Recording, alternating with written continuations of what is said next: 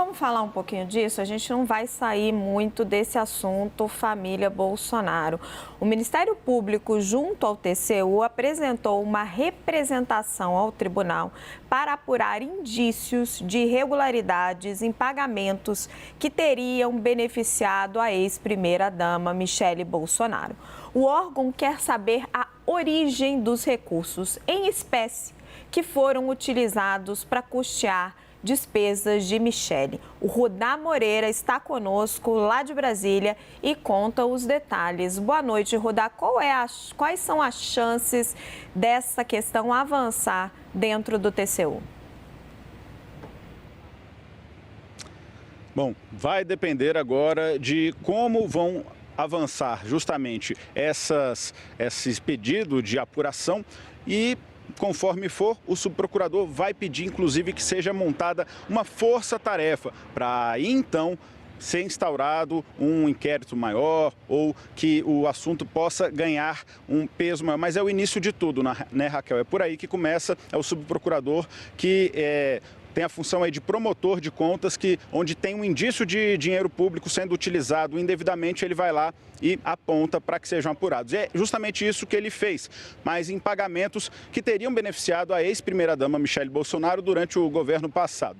No documento, né, em que o subprocurador-geral Lucas Furtado pede essa apuração, e que foi obtido pela CNN Brasil, Lucas Furtado solicita que, caso essa investigação aponte a utilização de dinheiro público, aí sim seja criada a força-tarefa que eu mencionei, com a participação da Controladoria Geral da União, a CGU, e também da Polícia Federal. A apuração é do nosso analista da CNN, Gustavo Uribe. Bom ficar registrado. De acordo com o subprocurador-geral, o objetivo dessa apuração seria justamente descobrir o modus operandi e o rastreio dos recursos dispendidos com pagamentos em dinheiro e em espécie durante a gestão de Jair Bolsonaro, especialmente relacionados às despesas da ex-primeira-dama. Isso no documento de Lucas Furtado.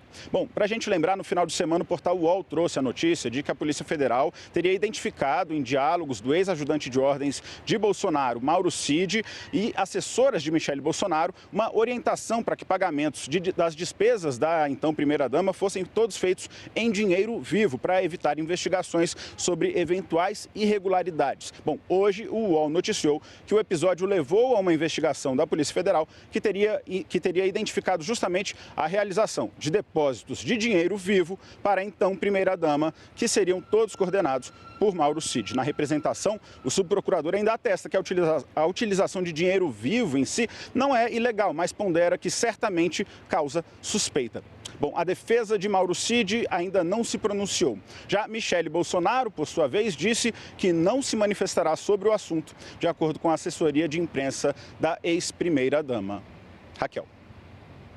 Obrigada, Rudá. Bom trabalho para você. João, dinheiro vivo hoje, nesses nossos tempos de Pix, confesso que eu nunca tenho na carteira, chama atenção. A gente pensa em lavagem de dinheiro, a gente pensa em rachadinha.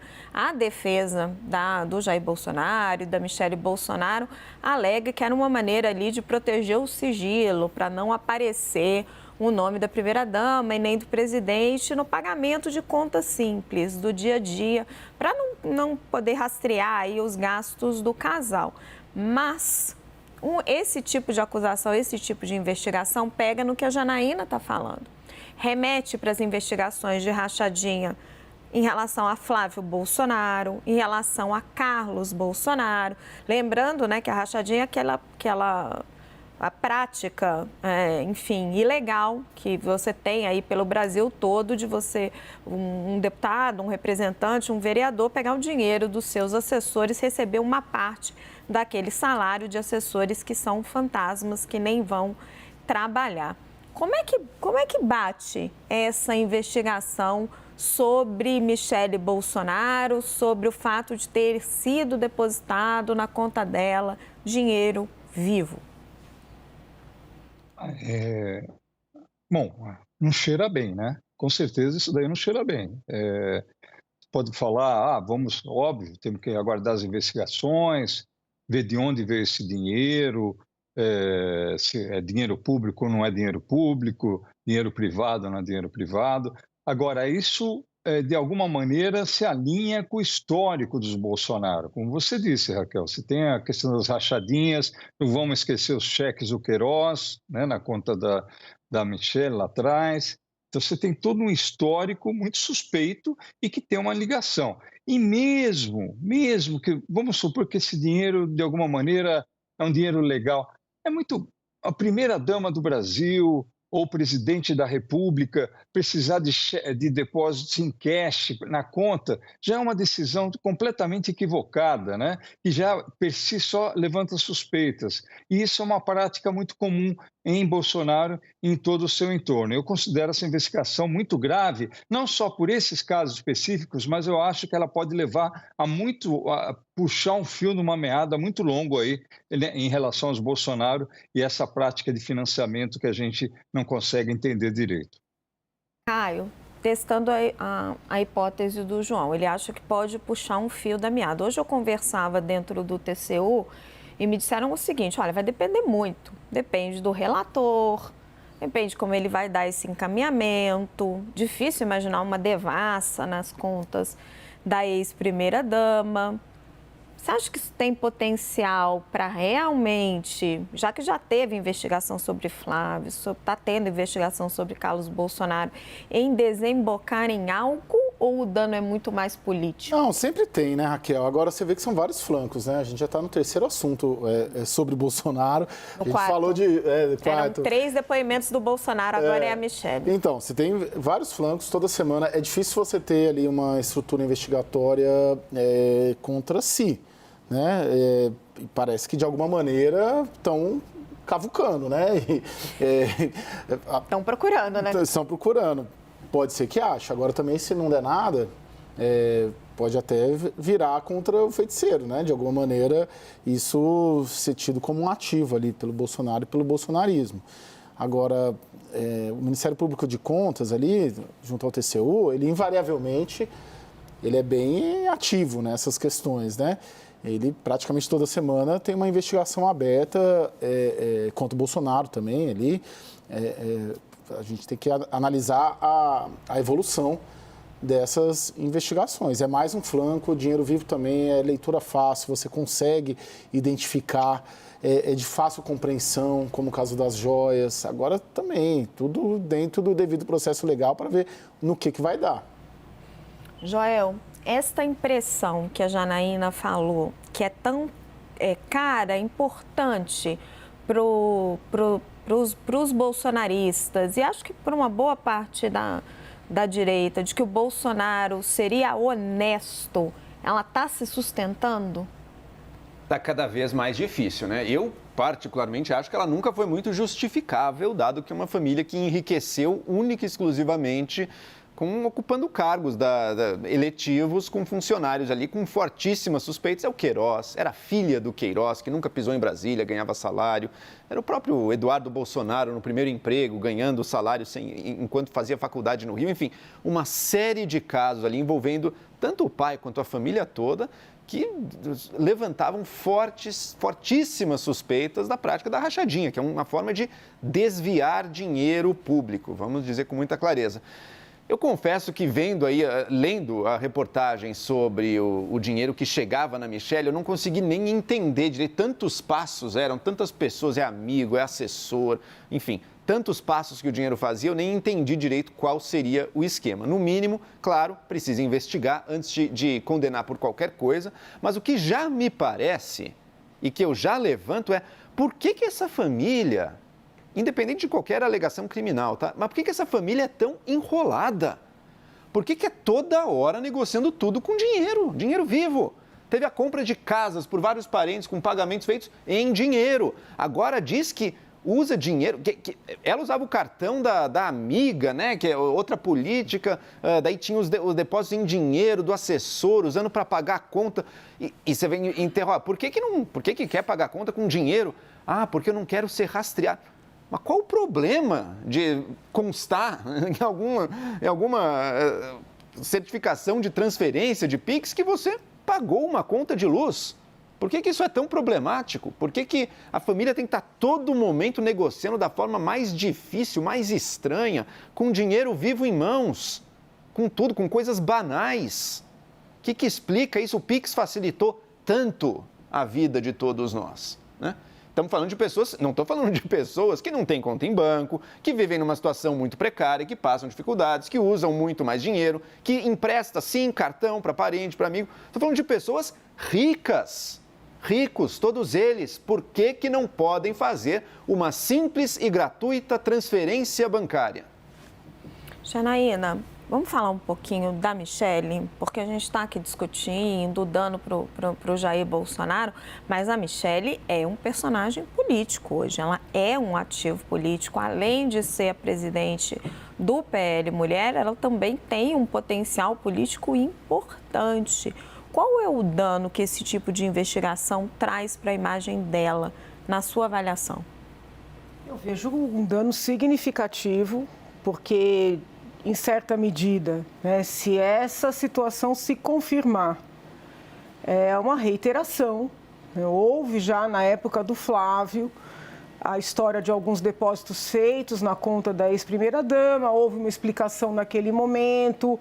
Eu entendo que todos, pelo menos os apoiadores, Era os cheques do Queiroz, né? Ficaram satisfeitos, a questão de um veículo, uma situação pontual.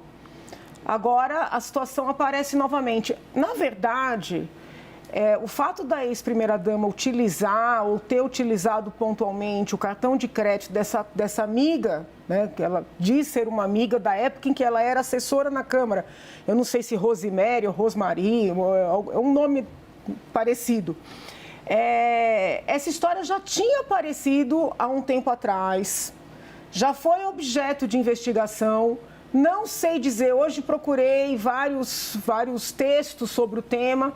Fiquei com a sensação de que essa investigação ainda está em aberto.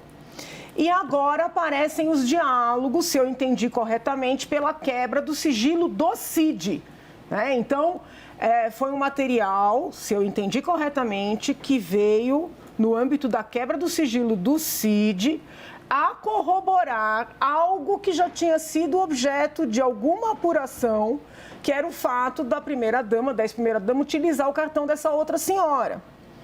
O que aparece de novo, e aí, insisto, vai ter toda uma discussão para saber se pode utilizar esse material que foi apreendido para um fim e agora será usado para outro.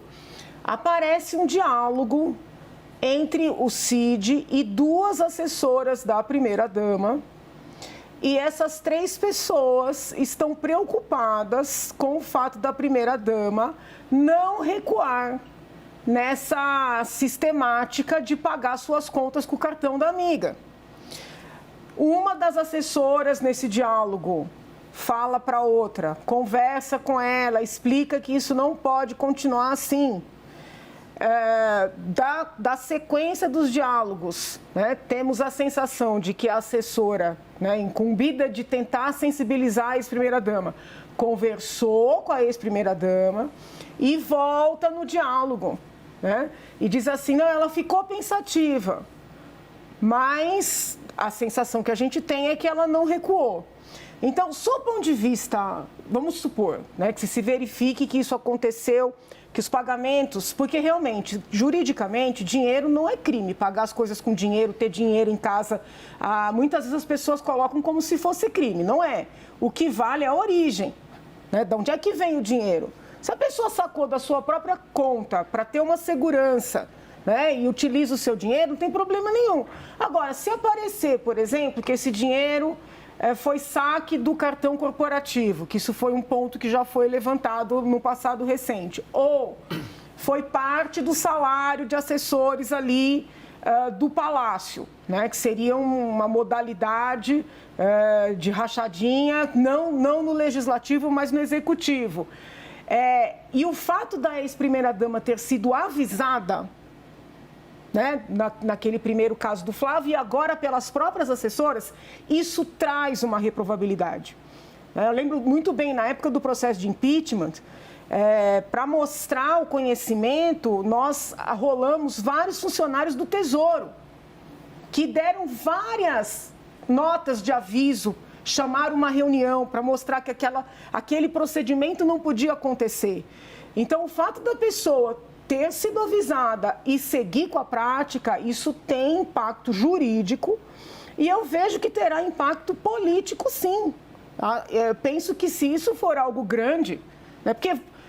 Tem que saber os valores também. Os valores neste momento são baixos, pequenos. são né? baixos. Porque o que eles conseguiram? Fotos de alguns comprovantes nas trocas de mensagens que foram alvo ali dessa quebra de sigilo. A depender do rumo, pode ser que haja uma quebra maior. Aí já não no âmbito do TCU. Com todo respeito ao doutor Lucas, eu não vejo que isso tenha que acontecer no TCU. É no âmbito da investigação policial. Se isso aumentar e se perceber que é uma prática que foi ao longo dos 4 anos, que atingiu valores elevados, pode ter um impacto, inclusive, de inelegibilidade da primeira-dama.